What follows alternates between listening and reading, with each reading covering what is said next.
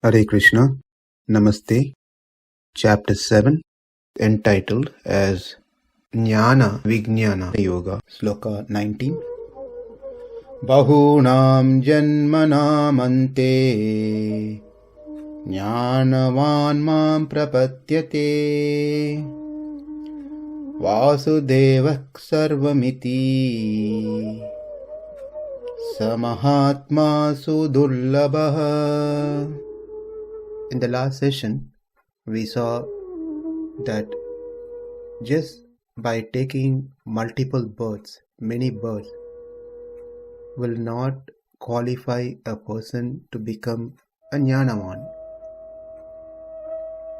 Rather, what makes a person to become a jñānavān is by taking many auspicious births.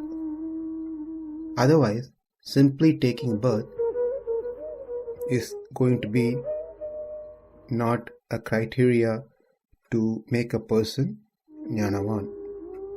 That brings us into the next question of how a person can get an auspicious birth. It's a very simple answer.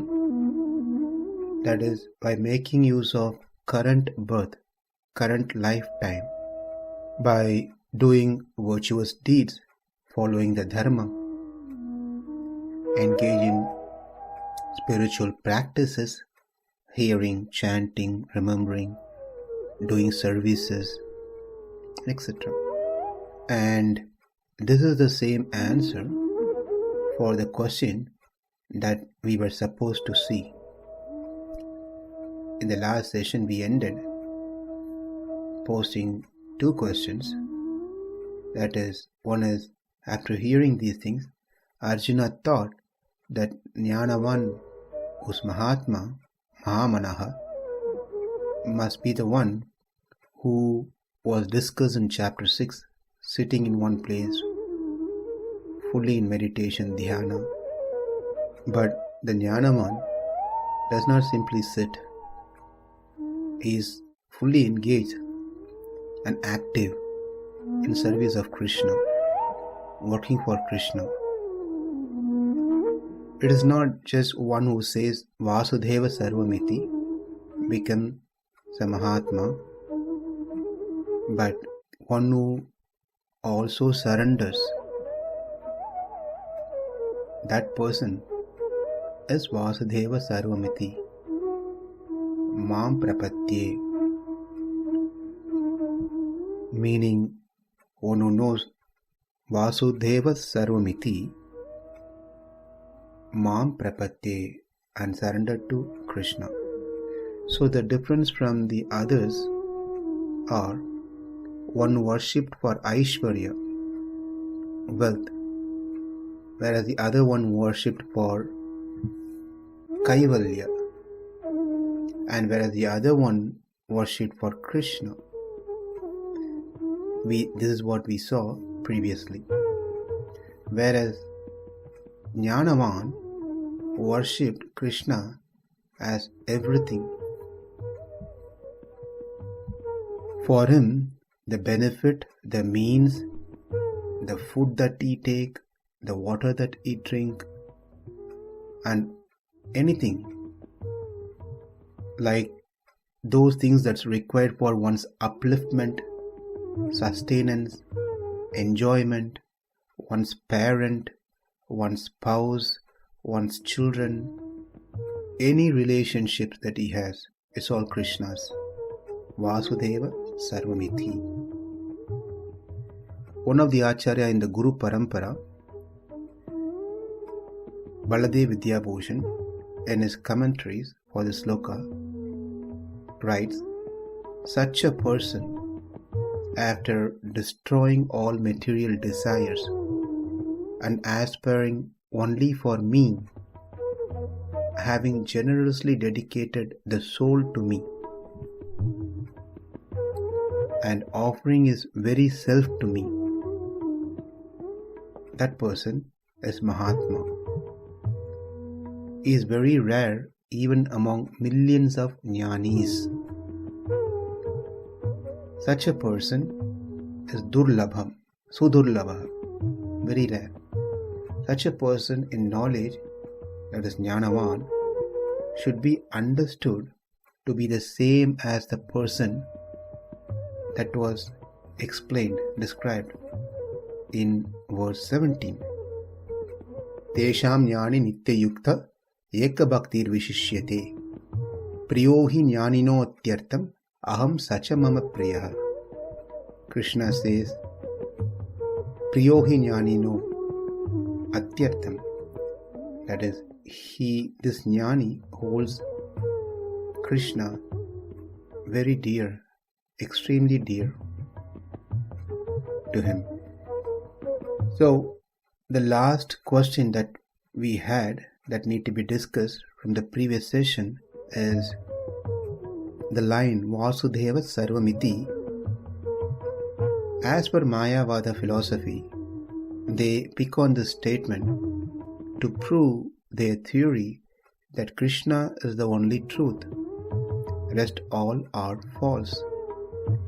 But this cannot be correct way of understanding, because in the starting of this chapter, it has been clearly established that both sentient and non-sentient, para and apara entities are true, and they are Lord's energies, and in every way Krishna is superior to all the entities. That's number 1 point. Second point is that if the truth is only one, then there is no point to mention types, 4 types of devotees. And among 4, jnani is best, and within jnani, jñānavān is mahātmā, is a great soul. None of those things really makes any sense if there is only one truth exists and everything else is false. If Krishna is going to conclude that vāsudevaḥ sarvamiti, it is only me, no one else is true, then what is the use of explaining all this classification? Shankaracharya picked on the Sloka to establish his theory, his point on this line, saying vāsudevaḥ sarvam means everything is Vasudeva, nothing exists besides him, therefore Atma is one. Everything else that we see is Maya, illusion, not real. But unfortunately, this sloka does not add the value to the theory that he wanted to bring forth. As we have to take the entire sloka and in what context this has been presented. Vāsudevaḥ sarvamiti sa mahātmā su-durlabhaḥ. One who thinks everything is Krishna is mahātmā. That is the point is being made here. For him everything is Krishna. That means how much he is in love with Krishna. If we go with the interpretation of Mayavada, that everything is Krishna, nothing exists other than Krishna, then who will be there to think about Krishna? That Krishna is everything. Who can be called as mahātmā? Who is that rare person? Krishna is not going to think about himself. Krishna is not calling himself as mahātmā and very rare person. It has to be someone else besides Krishna. Therefore, this interpretation on Vāsudevaḥ sarvamiti cannot be accepted, which makes even the jñānavān existence questionable. And more so ever, in the 17th sloka that we just saw, Krishna clearly says, Sacha mama priyaha. He is very dear to me. I am very dear to him. If Atma is one, everything else is false, then where is the question of the statement? What's the value of the statement where Krishna says he is very dear to me? To summarize what we have seen on this sloka,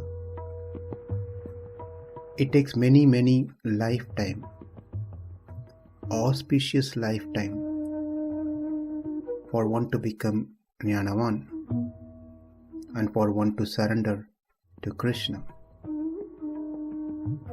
And the reason that he has to go through many lifetime is not a fault on Krishna to letting him to take many lifetime. It is for that Atma's purification to earn the stage of becoming jñānavān. The next thing that we saw, after being jñānavān, why is he not immediately given moksha? Why he has to wait until the end of his life? And the answer we saw was, it is just to increase his taste for Krishna. And also we saw that there is no fault in Krishna for taking this time. Krishna should not be blamed. It is us who take our sweet time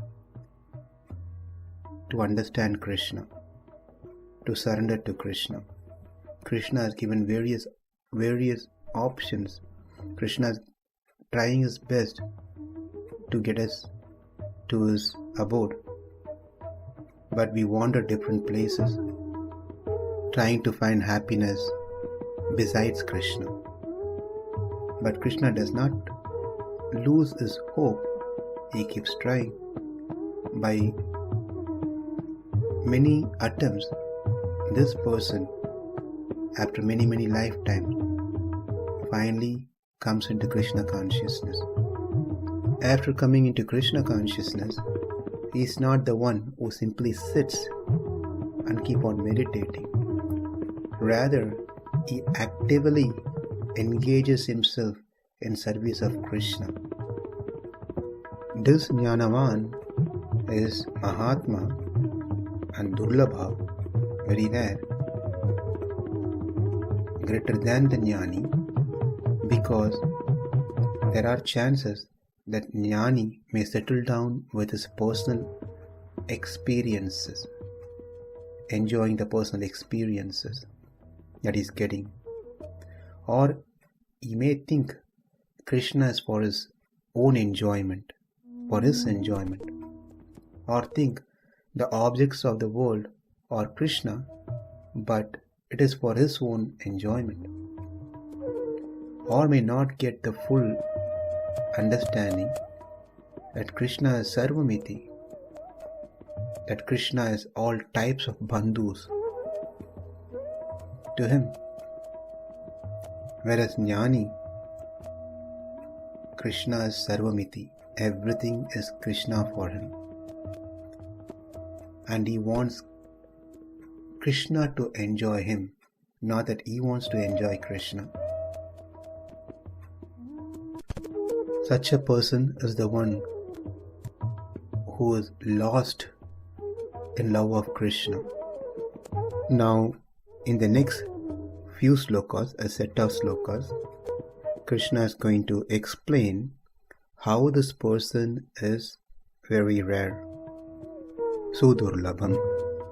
That we will see in our next session. bahūnāṁ janmanām ante jñānavān māṁ prapadyate vāsudevaḥ sarvamiti sa mahātmā su-durlabhaḥ. Namaste. Hare Krishna.